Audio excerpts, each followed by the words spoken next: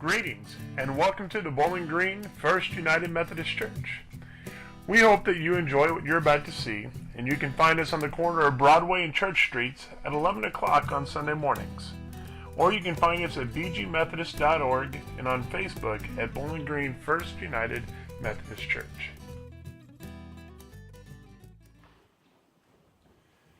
So I'm sure there are a lot of times we all can really relate very well to that first part of Psalm 22.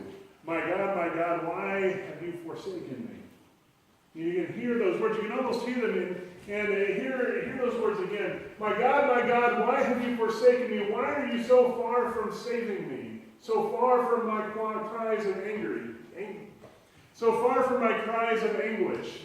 My God, I cry out by day, but you do not answer. By night, but I find no rest. Can you feel that? Do you feel that? Do you feel that when something unexpected happens?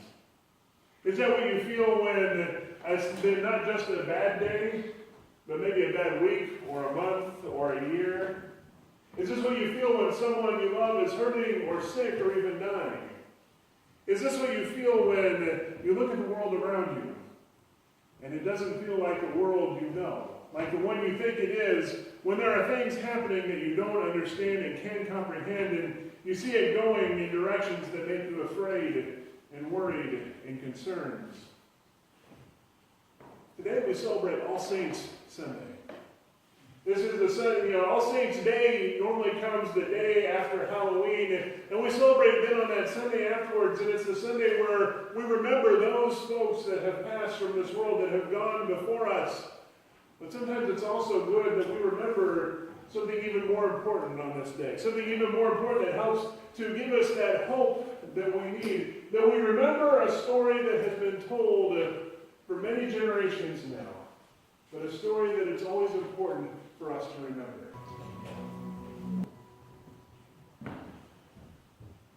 What I like about it is it tells the story, but it ends with the empty tomb. It ends at that place that says that they can bring hope and joy, because the folks that came that first time at the end of that story, they were coming to an empty tomb expecting the end of the story, but that's not what they got. In fact, they weren't just expecting an end. It was almost like this was the epilogue to the story, because it was done. It was over. It was through. It was finished. And yet here they come to the tomb expecting it to go in, to take care of their final business, to say goodbye. And yet there the tomb was. It was empty. And then they began to see and experience that Jesus had risen. That it wasn't the end of the story anymore, but it was the beginning of something new and something different. That it wasn't an end at all, but that the story was going on, but it was going to go in a very new and different direction from this point on. This is something that we have, that we can know that is so very different and so very much needed by so many folks, not just close to home, but around the world, that there is not an end to this story, but that this story goes on. The folks that came to the tomb didn't find an end, but it kept going. And they learned that same lesson that we talked about just a little while ago with the kids. They learned something very important that day, and that's always that Sunday is coming. That for no matter how much Good Friday, or whatever our Good Friday may look like, whether it's hard, it's difficult, it's a struggle, it is dark, it is black, it is deep and scary, there is always a Sunday that is coming. There's always something that is coming. There's always that hope that something is going to come after this. Even sometimes when we find ourselves, or when we find Jesus in this story, he's reminding us of that. Because this isn't the only time that we see this. This isn't the only time in all of Scripture where we are reminded that there is still something more. Matthew recounts a story in his gospel when Jesus was up there on the cross, and he cries out, and he tells the story this way. He says, about 3 in the afternoon, Jesus cried out in a loud voice, Eli, Eli, lema sabachthani, which means, my God, why have you forsaken me? There's lots of time and lots of pages of many books that have been spent trying to understand and figure out why Jesus was saying this. Because we often get caught up in the first part of this. And they said, because Jesus is quoting here from Psalm 22. The very first place that we started off with in our scripture reading this morning, Jesus is saying those same words, my God, why have you forsaken me? Sometimes we forget that there is still more to that story. But Jesus had been telling his disciples and the folks that were following him around that there's going to be more to this story. That it's not going to end here. And this is almost like his final reminder to say, don't forget, because as they would have heard those words, many of them would have kept going to what it says at the end. Where we get to the end of Psalm 22, we get these words, all the rich of the earth will feast and worship, and all who go down to the dust will kneel before him, those who cannot keep themselves alive. Posterity will serve him. Future generations will be told about the Lord. They will proclaim his righteousness, declaring to a people yet unborn, he has done it. We can't forget where this story is going.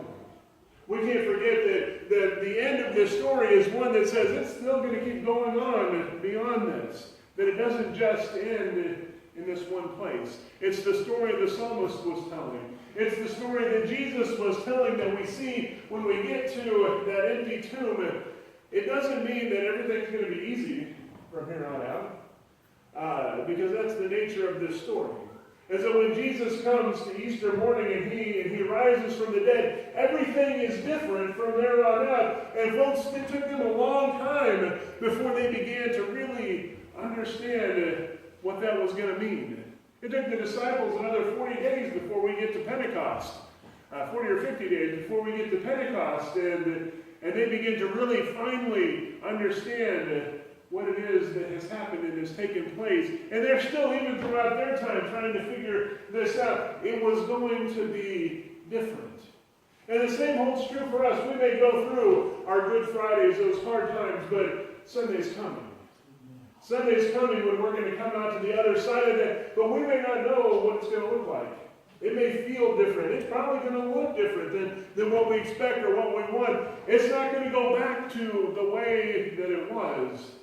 We may not really understand it all that well, but here's the hope of knowing that Sunday is coming, is that whatever comes, we know that God goes with us, and we know that the journey continues. This morning, we celebrate All Saints Sunday, where as we go through our time of communion, we'll celebrate those many saints that we'll remember today, but all those many that we know have gone before us, and we'll remember them. We'll remember their life that they brought into this world. But we remember, most importantly, though, that Sunday's coming. That when life in this world ends, it's not an end for all time. That we'll all be joined together again. So today we celebrate in our time of communion, in our time together with one another, and we'll celebrate and remember all those that have come before us as we share together in the sure and certain knowledge that Sunday is coming. This is the hope that we have as God's people. That no matter the hardships and the struggles we face, or those around us face, we can always give that hope and that promise and that sure and certain knowledge that Sunday is always coming.